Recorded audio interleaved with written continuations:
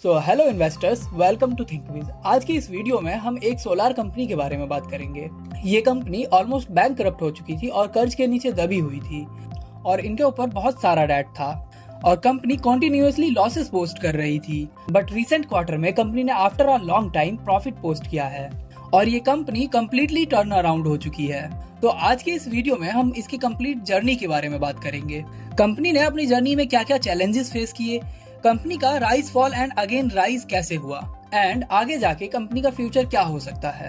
इससे पहले कि हम इस कंपनी के बारे में बात करें, इस सेक्टर के बारे में इंफॉर्मेशन होना बेहद जरूरी है। देखिए, जो पावर प्लांट होते हैं वो thermal, hydro, wind, solar, nuclear, tidal और भी बहुत तरह की होती हैं। पहले मेनली दो तरह के ही पावर प्लांट होते थे, thermal power plant and hydro power plant. देखिए, थर्मल पावर प्लांट में coal, crude oil, LPG, LNG etcetera का यूज होता है। वाटर को हीट देके उसको स्ट्रिंग में कन्वर्ट किया जाता है। वहीं हाइड्रो पावर प्लांट में टरबाइन के ऊपर वाटर प्रेशर से इलेक्ट्रिसिटी प्रोड्यूस की जाती है। ये जो सोलर एनर्जी है वो रिन्यूएबल एनर्जी का ही पार्ट है। अब बात आती है कि आखिर रिन्यूएबल एनर्जी किसे कहते हैं। देखिए, रिन्यूएबल एनर्जी उसे कहते हैं जो नेचुरल रिसोर्सेज से ड्राइव्ड होती है और उन नेचुरल रिसोर्सेज को हम जितना ज्यादा कंज्यूम करते हैं उससे ज्यादा तेजी से उनकी उत्पत्ति होती रहती है, like water, wind, sunlight etcetera, जो कि 2023 में अप्रोक्सीमेट 420 गीगावाट है और 2030 तक ये 700 से लेके 800 गीगावाट तक होगा। अगर हम इंडिया की बात करें तो 2010 में सिर्फ 161 मेगावाट के सोलर प्लांट थे, जो कि 2023 में 72 गीगावाट है। मतलब जो 2023 में टोटल रिन्यूएबल एनर्जी है वो 150 गीगावाट के पास है और उसमें से 72 गीगावाट सिर्फ सोलर प्लांट से आती है। देखिए, 2030 तक 500 गीगावाट रिन्यूएबल एनर्जी रिसोर्सेज से प्रोड्यूस करने का इंडिया का टारगेट है और उसमें सबसे बड़ा कंट्रीब्यूशन होगा सोलर प्लांट का। देखिए, इंडिया में 2012 में केवल 12% रिन्यूएबल एनर्जी थी, जो कि 2023 में बढ़कर 30% हो गई है। 2012 में जो सोलर प्लांट है उनका कंट्रीब्यूशन था 0.5%, जो कि 2023 में बढ़कर 16% हो गया है।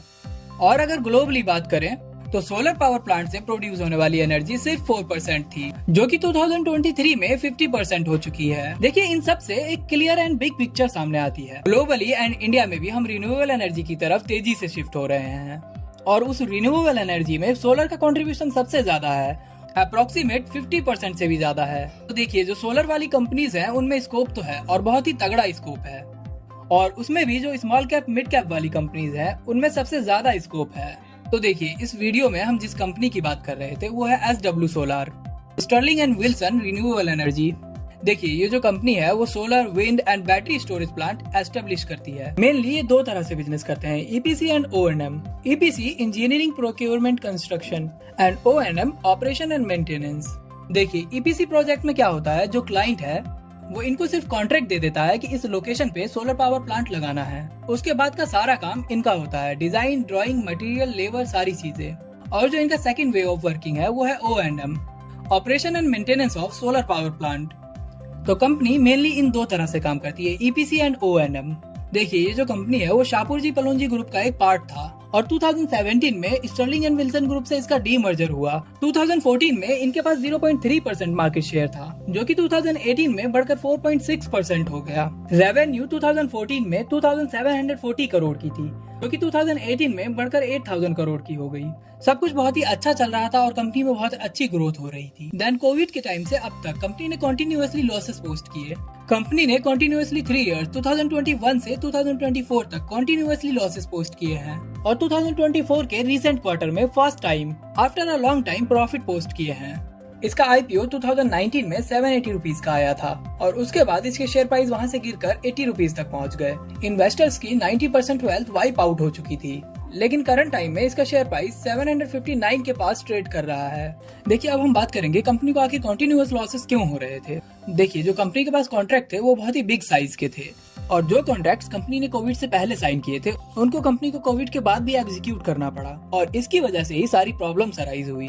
देखिए, जो कंपनी के कॉन्ट्रैक्ट थे वो फिक्स प्राइस के थे और आफ्टर कोविड सप्लाई चेन में प्रॉब्लम होने की वजह से सभी चीजों के प्राइस में हाइक हो चुका था। मॉड्यूल के प्राइसेस बढ़ चुके थे। इसके अलावा कंपनी की लॉजिस्टिक फ्रैट कॉस्ट भी बढ़ गई थी। देखिए, फ्रैट कॉस्ट जो $1200 से लेकर $1500 तक हुआ करती थी फॉर 40 फीट के कंटेनर, वो आफ्टर कोविड $3600 तक पहुंच गई। इसके अलावा कंपनी के बहुत सारे चाइनीज सप्लायर थे जो कि कोविड के बाद अपने कॉन्ट्रैक्ट में अबाइड बाय नहीं रहे और कंपनी का एक बहुत ही बड़ा कॉन्ट्रैक्टर ऑस्ट्रेलिया में था जो कि कोविड के बाद बैंकरप्ट हो गया था और कंपनी को उसकी वजह से भी मोर देन 100 करोड़ का लॉस हुआ। इनके ईपीसी प्रोजेक्ट में different metal, raw material etcetera use होते हैं और आफ्टर कोविड मेटल्स के प्राइस बहुत ज्यादा इंक्रीज हो गए थे। मेटल्स के प्राइस अप्रोक्सीमेट 3 to 4x हो चुके थे और जो कंपनी के कॉन्ट्रैक्ट थे वो फिक्स प्राइस के थे और बहुत ही बड़े थे और जिनको कंप्लीट करने में कंपनी को काफी लंबा टाइम लगा और जिसकी वजह से कंपनी को लगातार लंबे टाइम तक लॉसेस पोस्ट करने पड़े।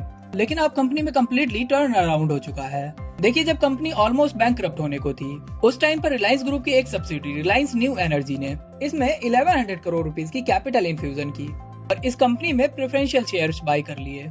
बाद में रिलायंस ने इसके प्रमोटर से और स्टेक बाय किया और अपनी स्टेक 40% तक ले गए। लेकिन उसके बाद भी कंपनी में सब कुछ ठीक नहीं हुआ था, तो कंपनी ने और 1500 करोड़ रुपीस की कैपिटल रेज की और उस कैपिटल को यूज करके कंपनी ने अपने डेट को ऑलमोस्ट खत्म कर दिया।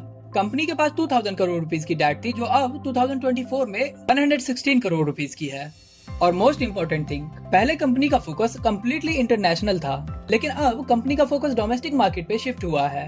मैनेजमेंट का भी कहना है कि इस बिजनेस में डोमेस्टिक मार्केट इंटरनेशनल मार्केट से बेटर है। डोमेस्टिक मार्केट में मार्जिन ज्यादा है, रिकवरी के रिस्क भी कम है और जो करंट टाइम में कंपनी की 8000 करोड़ रुपए की अनएग्जीक्यूटेड ऑर्डर बुक है उसमें भी most of the orders domestic market से है। कंपनी के पास 2022 में डोमेस्टिक मार्केट में 719 करोड़ के ऑर्डर थे, 2023 में 4387 करोड़ के और 2024 में 6023 करोड़ रुपीस की। कंपनी का डोमेस्टिक मार्केट कंटिन्यूअसली इंक्रीज हो रहा है। 2022 में कंपनी के पास approximate 32% order book domestic market से थी, जो कि 2024 में बढ़कर 83% हो चुकी है। कंपनी के पास after a long time positive gross margins हैं और मोस्ट इम्पोर्टेंट थिंग, ये जो कंपनी है वो one of the few companies है जो 1 गीगावाट से ज्यादा के प्रोजेक्ट एग्जीक्यूट कर सकते हैं। देखिए, इनको डोमेस्टिक मार्केट में काफी ऑर्डर भी मिल रहे हैं। इनका एनटीपीसी से फर्स्ट ऑर्डर 1570 मेगावाट का है, सेकंड ऑर्डर 1500 मेगावाट का है और थर्ड ऑर्डर 375 मेगावाट का है। कंपनी का ग्रॉस मार्जिन काफी टाइम के बाद पॉजिटिव हुआ है और अप्रोक्सीमेट 10% का ग्रॉस मार्जिन है। करंटली कंपनी में टर्न अराउंड हुआ है, कंपनी के डेट कम हुए हैं, कंपनी के पास साइज ऑफ अपॉर्चुनिटी भी बढ़ गई है क्योंकि वो डोमेस्टिक मार्केट में काम करने लगे हैं। कंपनी के पास 2.2 बिलियन के ऑर्डर नाइजीरिया से हैं, जो कि अभी डिले हो रहा है और उस पर बात चल रही है। ये बहुत ही बड़ा ऑर्डर है, अप्रोक्सीमेट 16,000 करोड़ रुपीस का। करंटली जो कंपनी की अनएग्जीक्यूटेड ऑर्डर बुक है वो 8,000 करोड़ रुपीस की है और इसके अलावा 2030 तक इंडिया का जो 500 गीगावाट रिन्यूएबल एनर्जी प्रोड्यूस करने का टारगेट है उसमें रिलायंस ग्रुप का अकेले 100 गीगावाट का कंट्रीब्यूशन रहेगा और ये 85,000 करोड़ रुपीस की कैपेक्स कर सकते हैं, जिसका बेनिफिट डेफिनेटली एसडब्ल्यू सोलार को भी होगा। और most important point, size of opportunity. देखिए, ग्लोबली एंड इंडिया में भी साइज ऑफ अपॉर्चुनिटी कंटिन्यूअसली बढ़ रही है। ग्लोबली 800 गीगावाट और इंडिया में 500 गीगावाट रिन्यूएबल एनर्जी प्रोड्यूस करने का टारगेट है। देखिए, अगर वैल्यूएशंस की बात करें तो कंपनी के प्राइस टू अर्निंग को देखना गलत होगा क्योंकि कंपनी की कोई अर्निंग्स ही नहीं है और कंपनी लॉन्ग टाइम से लॉसेस पोस्ट कर रही थी। और अगर बात करें प्राइस टू सेल्स की तो company 6 time price to sales पे ट्रेड कर रही है। वहीं अगर इसके जैसी सिमिलर कंपनी वारी रिन्यूएबल्स को देखेंगे तो वो 27.5 टाइम्स प्राइस टू सेल्स पे ट्रेड कर रही है। लेकिन इन दोनों कंपनीज की प्राइस टू सेल्स को कंपेयर करना ठीक नहीं होगा क्योंकि देखिए, एसडब्ल्यू सोलार के मैनेजमेंट की गाइडेंस है इनके मार्जिन 6 to 7% तक रहने वाले हैं। वहीं अगर वारी रिन्यूएबल के इबिटा मार्जिन को देखेंगे तो वो अप्रोक्सीमेट 25% के पास है। तो इन दोनों के प्राइस टू सेल्स को भी कंपेयर करना इररिलेवेंट हो जाता है। देखिए, सरप्राइजिंग थिंग ये है कि कैपेसिटी एसडब्ल्यू सोलार की ज्यादा है, लेकिन अगर मार्जिन की बात करते हैं तो वारी रिन्यूएबल्स के मार्जिन एसडब्ल्यू सोलार से कहीं ज्यादा है।